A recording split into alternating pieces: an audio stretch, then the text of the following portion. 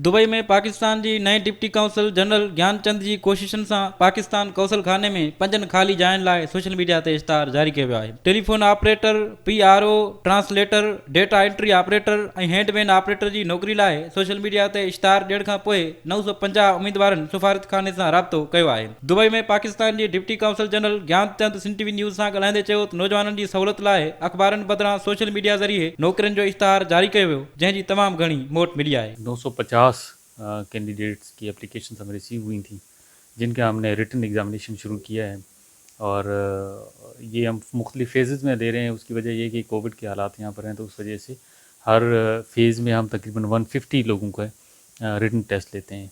जो return taste लेता है उनके मार्क्स वगैरह वो हम इंटरनेट पे अपलोड करते हैं। वो लिंक हमने ट्विटर पे दिया हुआ है, वहाँ जाके अपने मार्क्स वगैरह चेक कर सकते हैं।